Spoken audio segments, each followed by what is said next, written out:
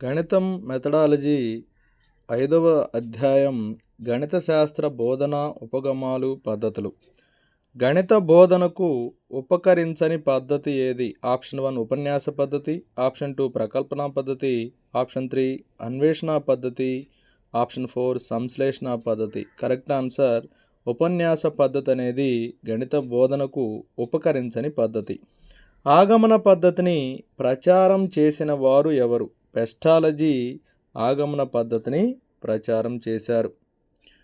క్రింది వానిలో మనోవైజ్ఞానిక ప్రాతిపదిక గల పద్ధతి ఏది? నిగమన పద్ధతి, ఆగమన పద్ధతి, సంశ్లేషణ పద్ధతి, ఉపన్యాస పద్ధతి. కరెక్ట్ ఆన్సర్ ఆగమన పద్ధతి అనేది మనోవైజ్ఞానిక ప్రాతిపదిక గల పద్ధతి. సూత్రీకరణ పద్ధతి అని దీనికి పేరు. సూత్రీకరణ పద్ధతి అని ఆగమన పద్ధతికి పేరు. క్రింది వానిలో ఆగమన ఉపగమంలోని సూత్రాలు ఉదాహరణల నుండి సాధారణీకరణానికి, ప్రత్యేక విషయాల నుండి సాధారణ విషయాల వరకు, అమూర్తం నుండి మూర్తత్వానికి. కరెక్ట్ ఆన్సర్ ఉదాహరణల నుండి సాధారణీకరణానికి, ప్రత్యేక విషయాల నుండి సాధారణ విషయాల వరకు ఆగమన ఉపగమంలోని సూత్రాలు ఉంటాయి. విద్యార్థులు స్వయంగా వ్యాసంగ పద్ధతిని పాటించటం వల్ల వీరి సందేహాలకు చోటుండదు అనే ప్రయోజనం కలిగినటువంటి ఉపగమం ఏది అంటే ఆగమన ఉపగమం.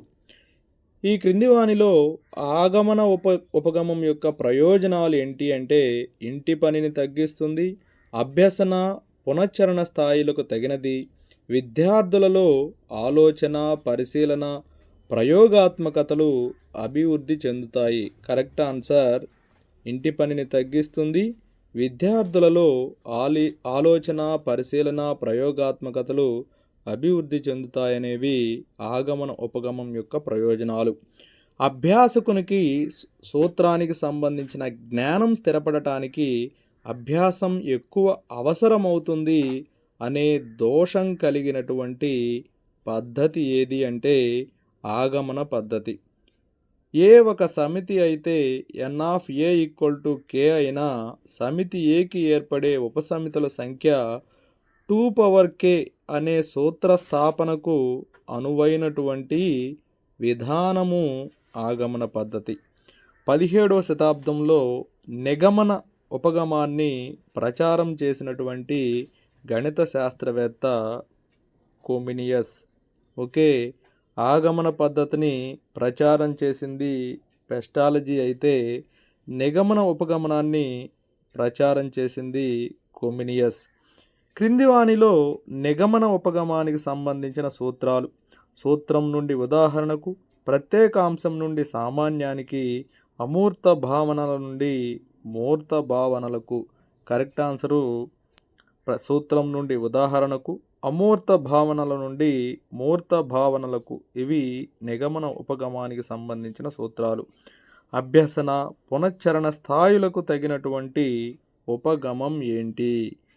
నిగమన ఉపగమం అనేది అభ్యసన పునశ్చరణ స్థాయిలకు తగినటువంటి ఉపగమము. ఇది సంక్షిప్తమైన పద్ధతి, దీని వలన కాలాన్ని పొదుపు చేయవచ్చు అనే ప్రయోజనాలు కలిగినటువంటి ఉపగమం ఏది అంటే నిగమన ఉపగమం. నిగమన ఉపగమనం వలన కలిగేటువంటి ఒక ప్రయోజనం ఏంటి అని అడుగుతున్నారు. ఆప్షన్ 1 విద్యార్థుల గణనంలో వేగాన్ని, సామర్థ్యాన్ని పెంపొందిస్తుంది. విద్యార్థి స్వయంగా కృత్యాన్ని ఆవిష్కరిస్తాడు, ఎక్కువ కాలాన్ని తీసుకుంటుంది, మనోవైజ్ఞానికమైనది. కరెక్ట్ ఆన్సర్ కానీ మనం చూసినట్లయితే విద్యార్థులలో గణనలో వేగాన్ని, సామర్థ్యాన్ని పెంపొందిస్తుంది. విద్యార్థులు స్వయంగా పాల్గొనే అవకాశాన్ని కల్పిస్తూ ఒక సూత్రాన్ని ఆవిష్కరించడానికి, భావన కలగడానికి వీలు కల్పించే పద్ధతి ఏది అంటే ఆగమన పద్ధతి. సూత్రాన్ని ఆవిష్కరించడానికి ఆగమన పద్ధతి అనేది వీలు కల్పిస్తుంది. విద్యార్థులకు సూత్ర ఆవిష్కరణకు సంబంధించిన సందేహాలను నివృత్తి చేయలేదు అనే దోషం కలిగినటువంటి పద్ధతి నిగమన పద్ధతి.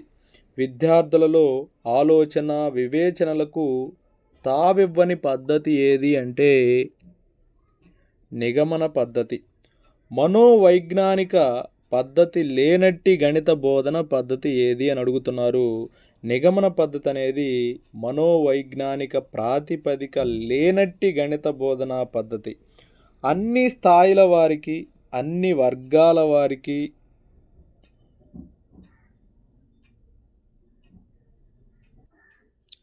అన్ని స్థాయిల వారికి, అన్ని వర్గాల వారికి ఉపయోగపడు గణిత బోధనా పద్ధతి ఏది అంటే ఆగమన పద్ధతి.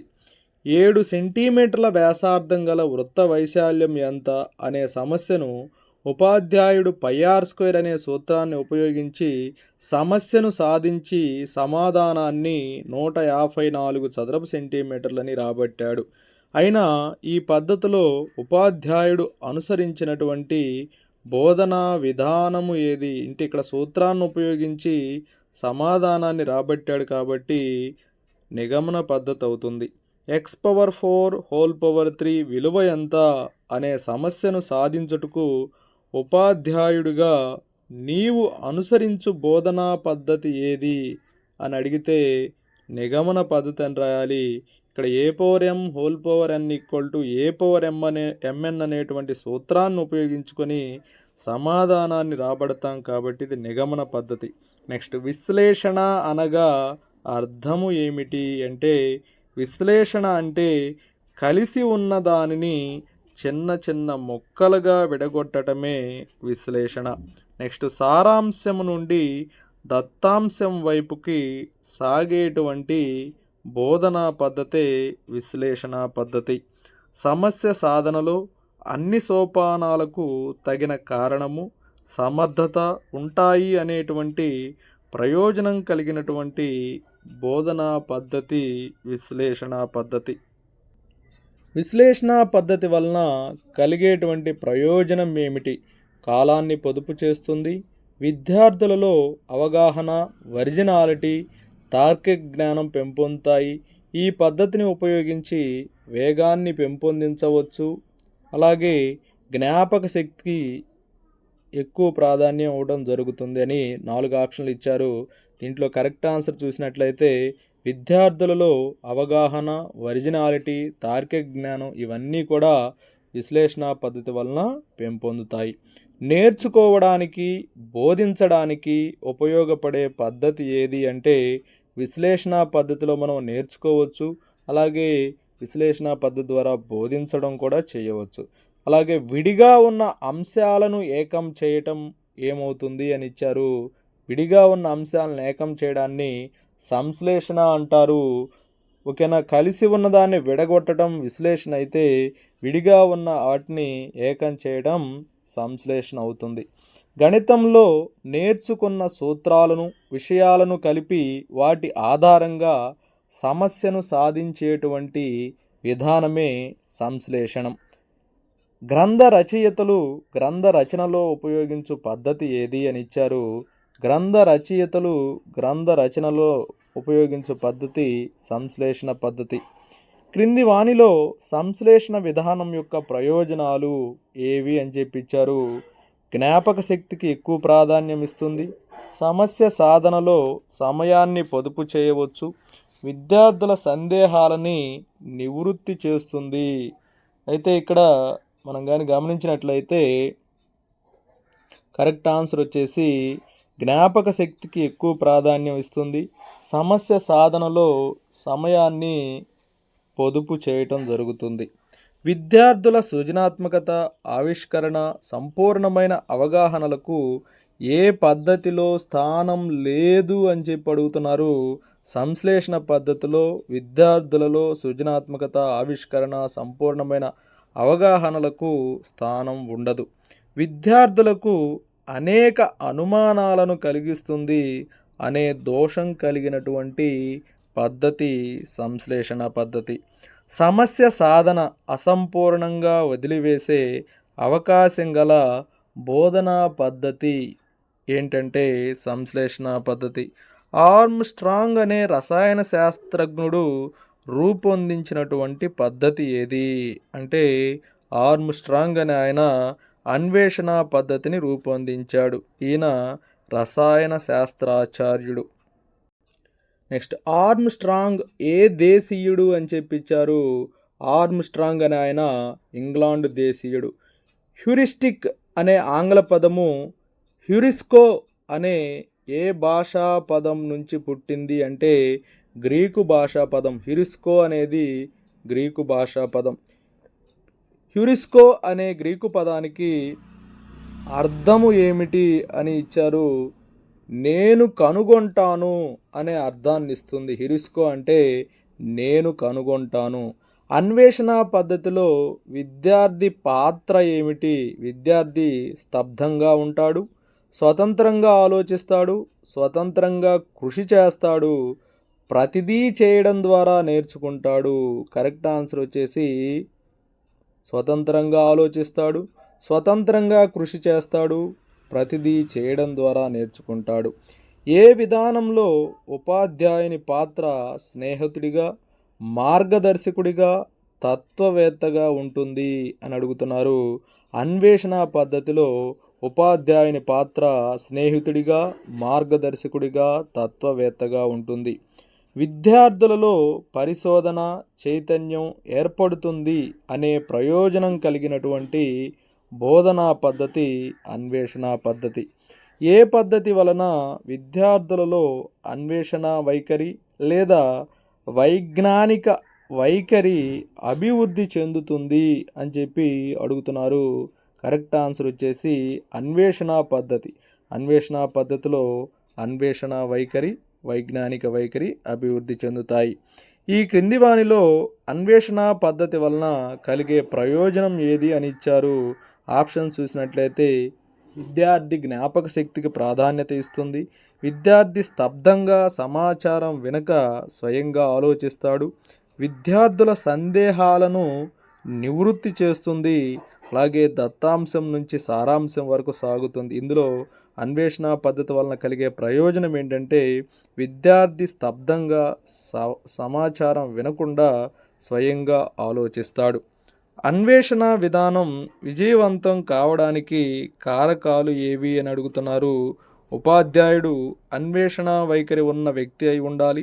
విద్యార్థులలో అన్వేషణ విధానం పట్ల అనుకూల వైఖరిని పెంపొందించాలి. స్పష్టమైన సిలబస్ను నిర్దిష్ట సమయంలో బోధించాలనేటువంటి ప్రతిబంధకాలు ఉండరాదు. కరెక్ట్ ఆన్సర్ ఏంటంటే 3 కూడా కరెక్టే. లెర్నింగ్ బై డూయింగ్ చేయడం ద్వారా నేర్చుకోవడం, పరిశీలన ద్వారా నేర్చుకోవడం అనే సూత్రాలపైన ఆధారపడిన పద్ధతి ప్రయోగశాల పద్ధతి. ఈ క్రింది వానిలో మూర్త స్థాయి నుండి అమూర్త స్థాయికి దారి తీసేటువంటి పద్ధతులు ఏవి అని అడిగాడు. కరెక్ట్ ఆన్సర్ వచ్చేసి ఆగమన పద్ధతి, ప్రయోగశాల పద్ధతి. ఇవి రెండు కూడా మూర్త స్థాయి నుంచి అమూర్త స్థాయికి దారి తీసేటువంటి పద్ధతులు. విద్యార్థులలో సామూహిక భావనను అభివృద్ధి చేస్తుంది అనే ప్రయోజనం కలిగినటువంటి పద్ధతి ప్రయోగశాల పద్ధతి. ప్రయోగశాల పద్ధతిలో విద్యార్థులలో సామూహిక భావన అభివృద్ధి చెంది అందరూ ఒక సమూహంలో ఏర్పడి ప్రయోగాలు చేస్తారు కాబట్టి విద్యార్థులలో సామూహిక భావన అభివృద్ధి చెందుతుంది. విద్యార్థులలో వికాసాన్ని, స్వతంత్రంగా పనిచేయడాన్ని, సృజనాత్మకతను, ఆత్మవిశ్వాసాన్ని కలిగిస్తూ శ్రమ గౌరవాన్ని నేర్పేటువంటి పద్ధతి ప్రయోగశాల పద్ధతి. నెక్స్ట్ ప్రయోగశాల పద్ధతిలో ఉపాధ్యాయుని పాత్ర నాయకుడి పాత్ర. ప్రయోగశాల పద్ధతిలో ఉపాధ్యాయుడు నాయకుడి వలె వ్యవహరించి విద్యార్థులని స్వయంగా చేసేలా ప్రేరేపించాలి. శంకువు ఘనపరిమాణం 1/3 × πr² అని నిరూపించడానికి అనువైనటువంటి బోధనా పద్ధతి ప్రయోగశాల పద్ధతి. నేటి గణిత పాఠ్య ప్రణాళికను నియమిత కాలంలో పూర్తి చేయటం సాధ్యపడని బోధనా పద్ధతి ఏదంటే ప్రయోగశాల పద్ధతి. ప్రయోగశాల పద్ధతిలో అన్ని ప్రయోగాలు చేసుకుంటూ వెళ్తే వార్షిక కాలం సరిపోదు. చాలా పాఠశాలల్లో మౌలిక సదుపాయాలు లేకపోవడం వలన ఉపాధ్యాయులు ఈ పద్ధతిని ఉపయోగించలేకపోతున్నారు. అంటే ప్రయోగశాల పద్ధతే. ప్రయోగాలకు కావలసినటువంటి సామాగ్రి లేకపోవటం వలన ప్రయోగశాల పద్ధతి అటకెక్కుతుంది. క్రింది వానిలో సమస్య పరిష్కార పద్ధతి కానిది ఏది అని చెప్పిచ్చారు. సమస్య పరిష్కార పద్ధతి కానిది సంశ్లేషణ పద్ధతి. రేఖాచిత్ర పద్ధతి, సదృశ్య పద్ధతి, విశ్లేషణ పద్ధతి ఇవన్నీ కూడా సమస్య పరిష్కార పద్ధతులే. ఒక సమస్యలోని తెలిసిన కనుక్కోవలసిన అంశాల మధ్య గల ప్రాథమిక సంబంధాలను నిర్ణయించడంలో విద్యార్థికి పటరూపంలో సహాయపడే సమస్య పరిష్కార పద్ధతి ఏది అని చెప్పి అడుగుతున్నారు. రేఖాచిత్ర పద్ధతి ఉపయోగపడుతుంది. మౌఖిక సమస్యను సులువుగా సాధించి రాత మౌఖిక సమస్యల మధ్య గల సారూప్యతను విద్యార్థి కనుక్కోగలడని ఆశించేటువంటి సమస్య పరిష్కార పద్ధతి సదృశ్య పద్ధతి. దత్త సమస్యలో గల ప్రాథమిక ఆశ్రితాలను విద్యార్థి గుర్తించేలా నేర్పేటువంటి సమస్య పరిష్కార పద్ధతి ఆశ్రయాల సంబంధాల పద్ధతి. సమస్య పరిష్కార పద్ధతిలో రెండవ సోపానం ఏంటి అని అడుగుతున్నారు. సమస్యను నిర్వచించటం అనేది రెండవ సోపానం. సమస్యను గుర్తించటం మొదటి సోపానం అయితే సమస్యను నిర్వచించటం అనేది రెండవ సోపానం. సమస్య పరిష్కార పద్ధతిలో సమస్యకు ఖచ్చితమైన పరిష్కారం సూచించటం అనేది ఎన్నవ సోపానం అంటే ఆరవ సోపానంలో సమస్యకు ఖచ్చితమైనటువంటి పరిష్కారం చూపుతాడు. ఏడవ సోపానంలో ఫలితాలను సరిచూసుకుంటాడు. సమస్య పరిష్కారానికి ఉండవలసినటువంటి ఉత్తమ లక్షణం ఏంటి అని చెప్పి అడుగుతున్నారు. విద్యార్థికి అభిరుచి ఆసక్తి పెంచేవిగా ఉండాలి. అంతేగాని విద్యార్థికి స్థాయికి మించిందై ఉండకూడదు, పరిష్కారం వీలు లేనిదిగా ఉండకూడదు. సమస్య పరిష్కారానికి ఉండవలసిన ఉత్తమ లక్షణం ఏంటంటే విద్యార్థులలో అభిరుచి ఆసక్తి పెంచేవిగా ఉండాలి.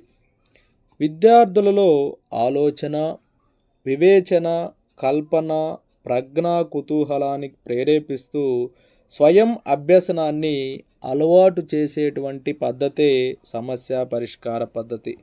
విద్యార్థులలో ఆశించదగిన లక్ష్యాలైనటువంటి సహనం, సహకారం, ఆత్మవిశ్వాసం మొదలైన వాటిని పెంపొందిస్తుంది అనే ప్రయోజనం కలిగినటువంటి పద్ధతి సమస్య పరిష్కార పద్ధతి.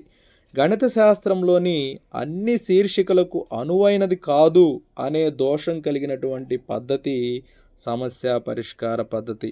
నెక్స్ట్ ప్రకల్పన పద్ధతిని ప్రతిపాదించినటువంటి విద్యావేత్త జాన్ డూయి ప్రకల్పన పద్ధతిని ప్రతిపాదించాడు.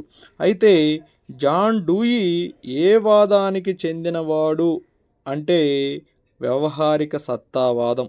జాన్ డూయి వ్యవహారిక సత్తావాదానికి చెందినవాడు.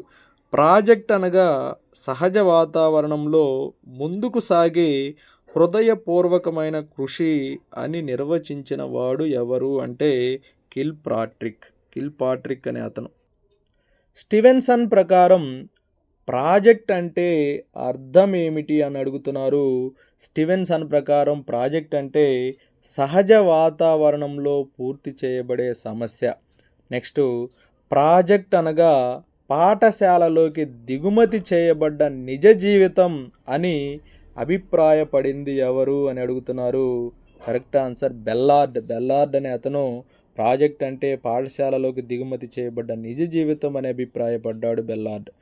క్రింది వానిలో మంచి ప్రాజెక్టు యొక్క లక్షణాలు ఏంటి? ప్రాజెక్ట్ చక్కటి ఉద్దేశం ఉండి వాస్తవికతకు దగ్గరగా ఉండాలి. విద్యార్థులు వ్యక్తిగతంగా కానీ జట్టుగా కానీ సంపూర్ణంగా కానీ చేయగలిగేలా ఉండాలి. సమయాన్ని వ్యయాన్ని లెక్కలోకి తీసుకోకుండా ఉండాలి. కరెక్ట్ ఆన్సర్ ప్రాజెక్ట్ చక్కటి ఉద్దేశం ఉండి వాస్తవికతకు దగ్గరగా ఉండాలి. విద్యార్థుల వ్యక్తిగతంగా కానీ జట్టుగా కానీ సంపూర్ణంగా కానీ చేయగలిగేలా ఉండాలి.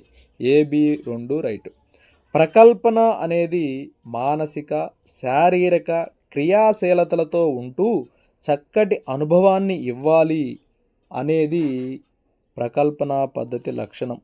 ఇక ప్రకల్పన పద్ధతిలో మొదటి సోపానం ఏది అంటే పరిస్థితులను కల్పించాలి. ప్రకల్పన పద్ధతిలో మొదటి సోపానం పరిస్థితులను కల్పించాలి. ప్రకల్పన పద్ధతిలో మూల్యాంకనం ఎన్నవ సోపానం అని అడుగుతున్నాడు. ప్రకల్పన పద్ధతిలో మూల్యాంకనం అనేది 5వ సోపానం. ప్రాజెక్టులను మేధా సంబంధమైన భౌతిక సంబంధమైన ప్రాజెక్టులుగా విభజించినది ఎవరు అంటే స్టీవెన్సన్ అనే అతను ప్రాజెక్టులని మేధా సంబంధమైనవి భౌతిక సంబంధమైనవని వర్గీకరించాడు. క్రింది వానిలో కిల్పాట్రిక్ విభజనలోని ప్రాజెక్టు కానిది ఏది అని ఇచ్చారు. భౌతిక సంబంధమైన ప్రాజెక్ట్ అనేది కిల్పాట్రిక్ విభజనలోని ప్రాజెక్టు కాదు. ఉత్పత్తిదారుల ప్రాజెక్టు, వినియోగదారుల ప్రాజెక్టు, సమస్య ప్రాజెక్టు ఇవన్నీ కూడా కిల్పాట్రిక్ విభజనలోనివే. విద్యార్థులు స్వయంగా పాల్గొనటం వలన ఆత్మస్థైర్యము, పట్టుదల, స్వయం ప్రతిపత్తి అనేవి అభివృద్ధి చెందుతాయి అనే ప్రయోజనం కలిగినటువంటి పద్ధతి ఏది అని చెప్పిస్తున్నారు. కరెక్ట్ ఆన్సర్ ప్రకల్పన పద్ధతి. ఈ క్రింది వానిలో ప్రకల్పన పద్ధతిలోని ప్రయోజనాలు ఏవి అని ఇచ్చాడు. వ్యక్తిగత తేడాలను పరిగణలోనికి తీసుకుంటుంది. విద్యార్థులలో సంఘీభావం, కలుపుగోలుతనం అభివృద్ధి చెందుతాయి. విద్యార్థులు అన్ని రకాల పనులు చేయడం వలన పని పట్ల గౌరవం పెరుగుతుంది. కాబట్టి కరెక్ట్ ఆన్సర్ వచ్చేసి 3 కూడా ప్రకల్పన పద్ధతిలోని ప్రయోజనాలే. వ్యక్తిగత తేడాలను పరిగణలోకి తీసుకుంటారు. విద్యార్థుల్లో సంఘీభావం, కలుపుగోలుతనం అభివృద్ధి చెందుతాయి. అన్ని రకాల పనులు చేయటం వలన పని పట్ల గౌరవం పొందుతుంది. ఇవన్నీ కూడా ప్రకల్పన పద్ధతిలోని ప్రయోజనాలే. ఏ పద్ధతి ద్వారా బోధించడానికి పాఠ్యాంశాలు సరైన బోధనాపకరణాలు లభించటం కష్టం అని చెప్పి అడుగుతూ ఉన్నారు. ఏ పద్ధతి ద్వారా బోధించడానికి పాఠ్యపుస్తకాలు సరైన బోధనోపకరణాలు లభించటం కష్టము అని చెప్పి అడుగుతున్నారు. ప్రకల్పన పద్ధతిలోనే. ఒక సమస్యను సాధించే ప్రక్రియలో అవసరమయ్యే గణనలు అన్నీ రాత ద్వారా కాక నోటితో చేసే కృషి ఏమిటి అని చెప్పి ఇచ్చారు. నోటితో చేసే పని మౌఖిక పని, రాతతో చేసే పని రాత పని. కన్నులను చెవులను అనుసంధానం చేస్తూ విద్యార్థులలో ఏకాగ్రతను పెంపొందించేది ఏది అని చెప్పి అడుగుతున్నారు. మౌఖిక పనిలో కన్నులు చెవులను అనుసంధానం చేస్తూ విద్యార్థులలో ఏకాగ్రత పెంపొందించబడుతుంది. బోధనాంశ స్థిరీకరణ జరిగినది లేనిది దేని ద్వారా తెలుసుకోవచ్చు అని చెప్పి అడుగుతున్నారు. బోధనాంశ స్థిరీకరణ జరిగినది లేనిది అని మౌఖిక పని ద్వారా తెలుసుకోవచ్చు. విద్యార్థుల ఉచ్చారణ దోషాలను సరిచేయడానికి ఉపకరించేది ఏది అంటే మౌఖిక పని. విద్యార్థుల్లో ఉచ్చారణ దోషాలను మౌఖిక పని ద్వారా సరిచేయవచ్చు. వేగంతో పాటు ఖచ్చితత్వాన్ని కూడా పెంపొందించుటకు ఉపయోగపడేది మౌఖిక పనే. వేగంతో పాటు ఖచ్చితత్వాన్ని పెంపొందించడానికి ఉపయోగపడే పని మౌఖిక పని. ఇక మౌఖిక పని ద్వారా కలిగే ప్రయోజనాలు ఏంటి అని అడుగుతున్నారు. విద్యార్థులలో ఆరోగ్యకరమైన పోటీతత్వాన్ని అలవర్చవచ్చు. విద్యార్థుల దృష్టిని ప్రస్తుత అంశంపై కేంద్రీకరింపజేయవచ్చు. క్లిష్టమైనటువంటి సమస్యలను సాధింపచేయవచ్చు అని చెప్పించారు. కరెక్ట్ ఆన్సర్ వచ్చేసి ఏబి 2 కూడా కరెక్టే. విద్యార్థుల్లో ఆరోగ్యకరమైన పోటీతత్వాన్ని అలవర్చవచ్చు. విద్యార్థుల దృష్టిని ప్రస్తుత అంశంపై కేంద్రీకరింపచేయవచ్చు. వ్యక్తి జ్ఞాపక శక్తిపై ఎక్కువగా ఆధారపడి ఉండే బోధనా సాంకేతిక విధానం ఏది అని చెప్పి అడుగుతూ ఉన్నారు. దీనికి కరెక్ట్ ఆన్సర్ వచ్చేసి మౌఖిక పని. మౌఖిక పనిలో వ్యక్తి జ్ఞాపక శక్తి మీద ఎక్కువ ఆధారం ఉంటుందన్నమాట. క్లిష్టమైన సమస్యలను ఈ పద్ధతి ద్వారా సాధించలేము అనే లోపం కలిగినటువంటి బోధనా సాంకేతిక విధానం ఏది అని చెప్పిస్తున్నాడు. దీని కరెక్ట్ ఆన్సర్ మౌఖిక పని. మౌఖిక పని ద్వారా క్లిష్టమైనటువంటి సమస్యలను సాధించలేము. మౌఖికంగా నేర్పిన అంశాలు స్థిరంగా ఉండటానికి ఉత్తమమైనది ఏది అంటే రాత పని అనేది మౌఖికంగా నేర్పిన అంశాలు స్థిరంగా ఉంచడానికి ఉత్తమమైనది. చిత్తు పని దానికి కేటాయించిన కాలంలో మాత్రమే జరిగేలా చూడాలి అనేది రాత పనిలో తీసుకోవలసిన జాగ్రత్త. చిత్తు పని దానికి కేటాయించిన కాలంలో మాత్రమే జరిగేలా చూడాలనేది రాత పనిలో తీసుకోవలసిన జాగ్రత్త. రాత పనిలో తీసుకోవలసిన జాగ్రత్తలు ఏంటి అని ఇచ్చారు. రాత పని పూర్తికి సమయ నిర్దేశం ఉండాలి. రాత పనిలో శుభ్రతతో పాటు వేగం, ఖచ్చితత్వానికి ప్రాముఖ్యం ఇవ్వాలి. శుభ్రంగా పని ముగించిన విద్యార్థిని అభినందించాలి అని ఇచ్చాడు. ఈ మూడు కూడా రాత పనిలో తీసుకోవలసిన జాగ్రత్తలే. పలుమార్లు ఒకే మాదిరి సమస్యలను సంఖ్యా మార్పులతో చేసే విధానమే ఆవర్తనము. ఇది గతంలో బిట్టుగా ఇచ్చారు. పలుమార్లు ఒకే మాదిరి సమస్యలను సంఖ్యా మార్పులతో చేసే విధానం ఆవర్తనం. గణిత శాస్త్రంలో భావనల సూత్రాల నియమాల స్థిరీకరణానికి తోడ్పడేది ఏది అని చెప్పించారు. ఆవర్తనం అనేది గణిత శాస్త్రంలో భావనల సూత్రాల నియమాల స్థిరీకరణానికి తోడ్పడుతుంది. ఆవర్తనం ద్వారా మాత్రమే గణిత విషయాలను, పాఠ్యాంశాలను ఏకమొత్తంగా విద్యార్థులు అర్థం చేసుకొని దానిలో గల అంతర బాహ్య సంబంధాలను అవగాహన చేసుకుంటారు అని అభిప్రాయపడిన వారు గెస్టాల్ట్. పాఠ్యాంశం బోధించడానికి పూర్వం కానీ అనంతరం కానీ విద్యార్థికి ఇచ్చేటువంటి పని. పాఠ్యాంశం బోధించడానికి పూర్వం కానీ అనంతరం కానీ విద్యార్థికి ఇచ్చే పని నియోజనాలు. విద్యార్థుల్లో గణిత వాంగ్మయాలను సంప్రదించే అలవాటును పెంపొందించడానికి సహకరించేది నియోజనం. నెక్స్ట్, పాఠ్యాంశానికి సంబంధించిన అధిక సమాచార సేకరణకు ఉపయోగపడేది నియోజనం. క్రింది వానిలో నియోజనం యొక్క లక్షణాలు ఏవి అని చెప్పిచ్చారు. నియోజనం యొక్క లక్షణాలు ఏవి అని ఇచ్చారు.